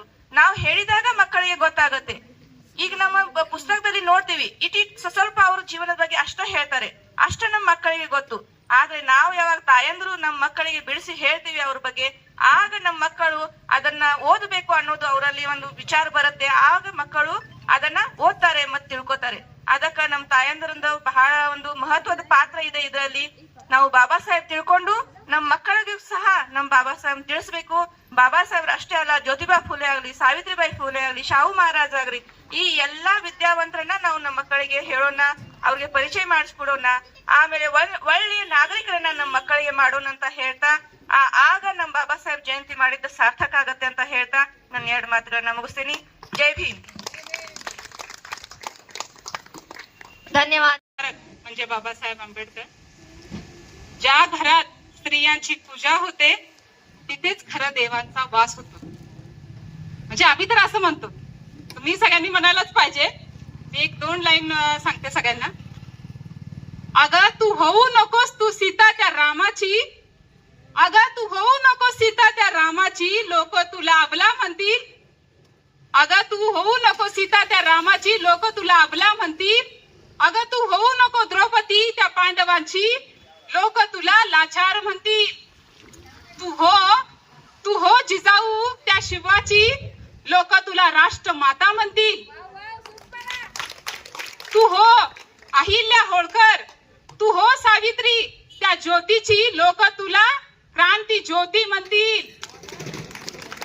तू हो रमाई त्या बाबासाहेबांची, तू हो रमाई त्या बाबासाहेबांची, लोक तुला 9 कोटीची माता म्हणतील.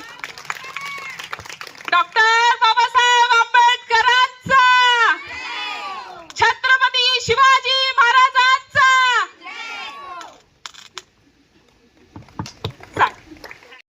बोधिसत्व भारतरत्न डॉक्टर भीमराव बाबासाहेब आंबेडकरांची जयंती. आणि ह्या जयंतीचा सर्वांना शुभेच्छा देता मी 1-2 गोष्टी सांगायची म्हणजे इच्छा करते. मराठी जास्ती कळते की नाही माहिती नाही, पण आमचे बाबासाहेब आंबेडकर काय म्हटलेत आम्हाला, शिका, संघटित व्हा, संघर्ष करा. हा मार्ग त्यांनी आपल्याला घालून दिलाय. पण ह्या मार्गावर आपण चालतो काय, चालायला लागलोय काय? नाही, ते दुसरे काय पण बोलतील, काय पण सांगतील त्याच्यावर जास्त विश्वास ठेवतो. का आपण विश्वास ठेवतो? का आपण शिकलो नाहीये?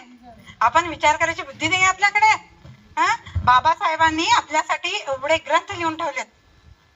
शेवटच्या क्षण जो होता त्यांचा अंश, ज्या वेळेला त्यांनी देहदान करत जात होते, त्यावेळी सुद्धा त्यांनी ग्रंथ लिहिलाय.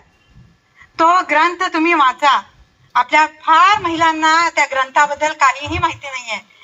तरी माझ्या मैत्रिणींना, माझ्या बहिणींना मी एवढं सांगू इच्छिते की आम्ही पुस्तकं वाचायला पाहिजे. बाबासाहेबांची आणि बुद्धा अँड धम्मा. बुद्ध अँड धम्मा मध्ये काय आहे तुम्हाला माहितीये? बाबासाहेब जन्मले हिंदू धर्मामध्ये आणि ज्यावेळी त्यांचं निधन झालं त्यावेळी त्यांनी धर्म कोणता स्वीकारलेला? बौद्ध धर्म. पण का स्वीकारला असेल, कशासाठी स्वीकारला असेल याचा कधी विचार केला तुम्ही? नाही ना, नाही केला आपण. का? आपल्याला माहितीच नाही ना. कारण आम्ही काय आहे तेवढं रोजचं काय आहे तेवढं करतो. दिननित्य झालं, आपलं काम झालं, स्वयंपाक झाला, जेवणं झोपणं, 4 गप्पा मारणं झालं. अरे बाबासाहेबांनी आपल्याला काय सांगितलंय? तुम्ही शिका, संघटित व्हा, संघर्ष करा. ह्या वाक्यामध्ये इतकं काही आहे ज्याला बाबासाहेब आंबेडकर जाणले किंवा समजले आहेत.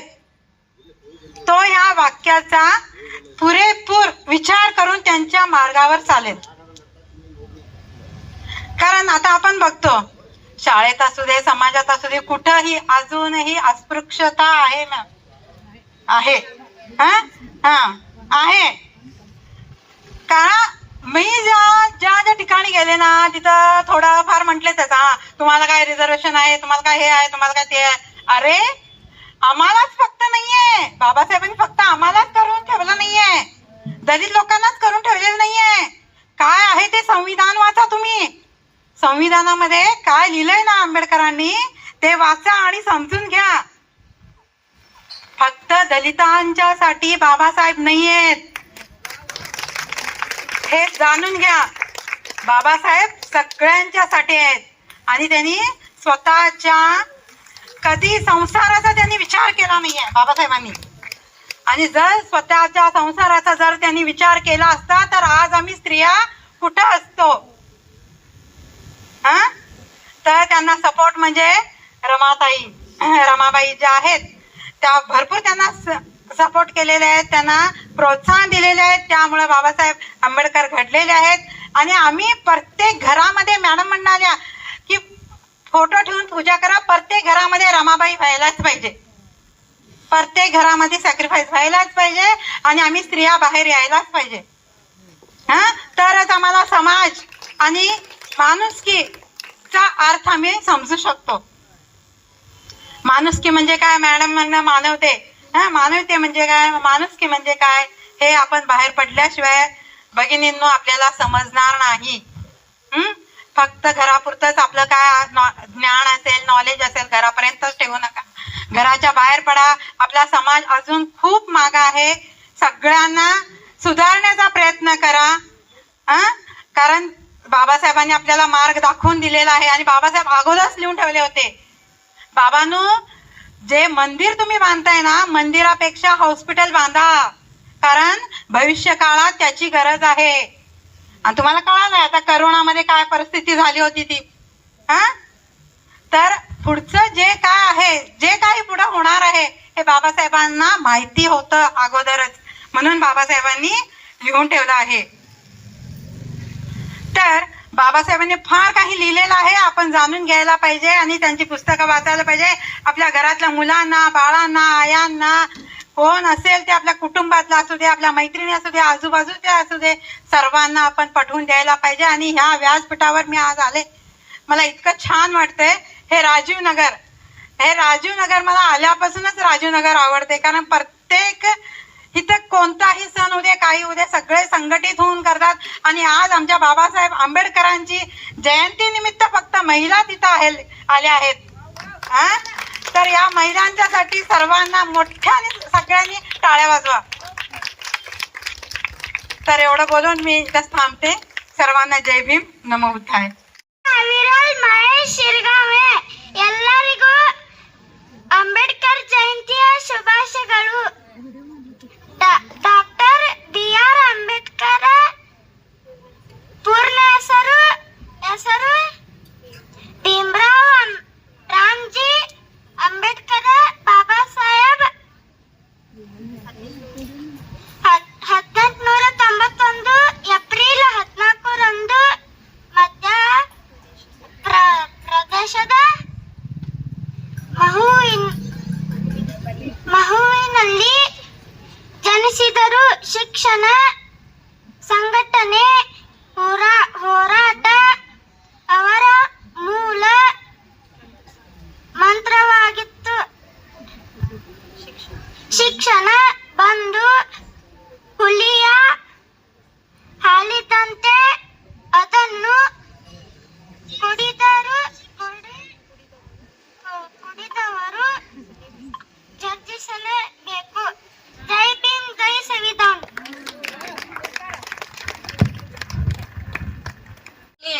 ನಾವೆಲ್ಲರೂ ಸೇರಿದ್ದು ಯಾಕೆಂದ್ರೆ 135ನೇ BR ಅಂಬೇಡ್ಕರ್ ಅವರ ಜನ್ಮ ದಿನಾಚರಣೆ.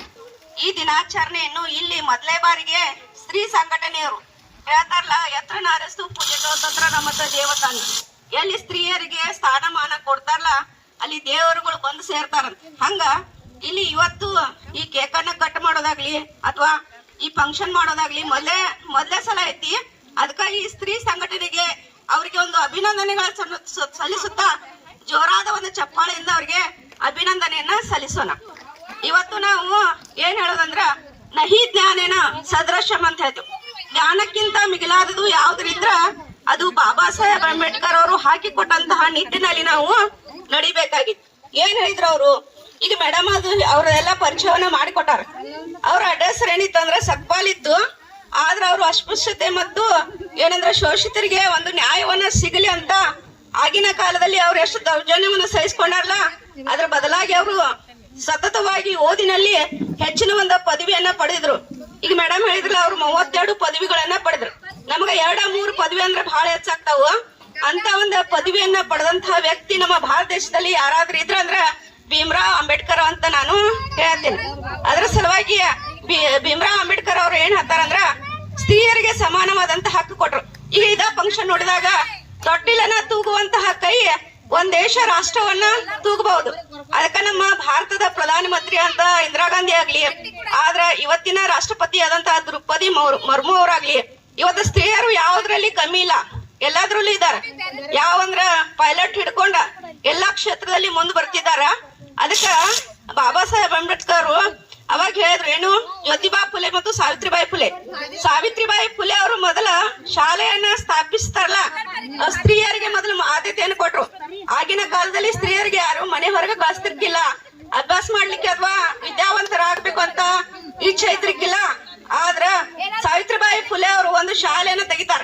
ಮೊಟ್ಟ ಮೊದಲನೇ ಶಾಲೆಯನ್ನ ಹೆಣ್ಮಕ್ಳಿಗೆ ತೆಗೆದಂತಹ ಒಬ್ಬ ಸ್ತ್ರೀ ಯಾರಂದ್ರ ಸಾವಿತ್ರಿಬಾಯಿ ಫುಲೆ ಅಂತ ಹೇಳ್ಬೋದು. ಈ ಸಾವಿತ್ರಿಬಾಯಿ ಫುಲೆ ಏನ್ ಮಾಡ್ತಾರಂದ್ರ ಬಹಳ ಕಷ್ಟಗಳು ಆದವ್ರಿ. ಮೊದಲು ಹೆಣ್ಮಕ್ಳಿಗೆ ಶಾಲೆ ಕಳಿಸ್ತಿರ್ಕಿಲ್ಲ. ಅವ್ರ ಓಣಿಯಿಂದ ಹೋಗ್ಬೇಕಾದ್ರ ಅವ್ರಿಗೆ ಶಗನಿ ಮತ್ತ ಕಲ್ಲುಗಳನ್ನ ಎರಸ್ತಿರಂತ. ಅದಕ್ಕ ಅವ್ರ ಏನ್ ಮಾಡ್ತಾರಂದ್ರ ತಮ್ಮ ಬ್ಯಾಗ್ ನಲ್ಲಿ ಒಂದು ಸೀರೆ ಮತ್ತಿತರ ಬಟ್ಟೆಗಳನ್ನ ಒಯ್ತಿದ್ರು. ಹಂಗ ಅಷ್ಟ ಕಷ್ಟನಲ್ಲಿ ಅವರು ಸ್ತ್ರೀಯರಿಗಾಗಿ ಮೊದಲನೇ ಶಾಲೆ ತೆಗೆದಂತಹ ಸ್ತ್ರೀ ಯಾರಿದ್ರ ಸಾವಿತ್ರಿಬಾಯಿ ಫುಲೆ ಅಂತ ಹೇಳ್ಬೋದು. ಅದಕ್ಕ ನಾನು ಇವತ್ತು ನಾವು ಈ ಮಟ್ಟಕ್ಕೆ ಬರ್ಬೇಕಾದ್ರ ಎಲ್ಲ ಸ್ತ್ರೀಯರು ಅಥವಾ ಅದ್ ಹೇಳ್ತಾರ ನೋಡ್ರಿ, ಪ್ರತಿಯೊಂದು ಪುರುಷರಿಂದ ಸ್ತ್ರೀ ಇರ್ತಾರ. ಆದ್ರ ಇವತ್ತಿನ ಒಂದು ಯುಗಮಾನದಲ್ಲಿ ಏನೈತಂದ್ರ ಎಲ್ಲ ಸ್ತ್ರೀಯರ ಹಿಂದೆ ಪುರುಷರು ಆಗ್ಬೇಕು. ಯಾಕೆ ಸ್ತ್ರೀಯರು ಅಷ್ಟೇ ಯಾಕೆ ಮಾಡ್ಬೇಕು? ಅವರು ಸಹ ಮುಂದ ಸ್ತ್ರೀಯರನ್ನ ಮುಂದೆ ಅವ್ರು ಗೌರವಿಸ್ಬೇಕು, ಅವ್ರಿಗೆ ಮುಂದೆ ಹೋಗ್ಲಿ ಅಂತ ಹೇಳ್ಬೇಕು. ಬಾಬಾ ಸಾಹೇಬ್ ಅಂಬೇಡ್ಕರ್ ಚಿಕ್ಕಂದಿದ್ದಾಗ ಏನಂದ್ರ ಅವರು ಒಬ್ಬ ಶಿಕ್ಷಕರಿಂದ ಒಬ್ಬ ಬ್ರಾಹ್ಮಣ ಗುರುವಿನಿಂದ ಅವ್ರ ಹೆಸರು ಪಡಿತಾರ. ಏನಂದ್ರ ಆ ಗುರುವಿನ ಹೆಸರೇನೇತ್ರ ಅಂಬೇಡ್ಕರ್ ಅಂತ ಇರ್ತೈತಿ. ನೀ ಸಕ್ಪಾಲ್ ಆಗ್ಬೇಡ, ಮುಂದೊಂದ್ ದಿನ ನೀನು ಜಗತ್ತಿಗೆ ಮಹಾ ಮಾನವತಾವಾದಿಯಾಗಿ, ವಿಶ್ವಗುರು ಆಗಿ, ಮಹಾನ್ ನಾಯಕ ಆಗಿ, ಸಂವಿಧಾನ ಶಿಲ್ಪ ಆಗಿ, ಅದೇ ರೀತಿಯಾಗಿ ಭಾರತ ರತ್ನ ಪ್ರಶಸ್ತಿಯನ್ನ ಯಾರಾದ್ರೂ ಪಡೆದಿದ್ರ ಅದು ನಮ್ಮ ಬಾಬಾ ಸಾಹೇಬ್ ಅಂಬೇಡ್ಕರ್ ಅಂತ ನಾವು ಹೇಳ್ಬೋದು. ಹಂಗ ಅವರ ಒಂದು ಹೆಸರಿನಿಂದ ಸಕ್ಪಾಲ್ ಇದ್ದಿಲ್ಲ, ಅಂಬೇಡ್ಕರ್ ಆಗ್ಲಿಕ್ಕೆ ಕಾರಣ ಯಾರಂದ್ರ ಅವ್ರ ಗುರು ಇದ್ರು. ಆ ಗುರು ಯಾರಲ್ಲ ಬ್ರಾಹ್ಮಣ ವ್ಯಕ್ತಿ ಅಂತ ಹೇಳ್ಬೋದು. ಹಂಗ ನಮ್ಮ ಭಾರತದ ಒಂದ ನಿಟ್ಟಿನಲ್ಲಿ ಏನ್ ಮುಂದುವರಿತಾ ಇದೆಲ್ಲ ಎಲ್ಲಾ ಕ್ಷೇತ್ರದಲ್ಲಿ ಇವತ್ತು ಭಾರತ ಮುಂದಾಯ್ತು. ಅದಕ್ಕೆ ನಮ್ಮಲ್ಲಿರುವಂತಹ ಸ್ತ್ರೀಯರು ಮುಂದ್ ಬರ್ಬೇಕು, ಸಂಘಟನೆಯನ್ನ ಮಾಡ್ಬೇಕು. ಈ ಒಂದು ಸಂಘಟನೆ ಮಾಡ್ಯಾರಲ್ಲ, ಈ ಸಂಘಟನೆಗೆ ನಾವು ಯಾವಾಗ್ಲೂ ಬೆಂಬಲರಾಗಿ ಇರ್ತೇವೆ. ಯಾವ ಹೊತ್ತನು ಕರೀರಿ, ಯಾವಾಗ್ನೂ ಕರೀರಿ. ನಾವು ಎಷ್ಟು ಏನು ನಮ್ಮ ಬಿಜಿ ಶೆಡ್ಯೂಲ್ ಇದ್ರು ನಾವು ಬಂದು ನಿಮ್ಗ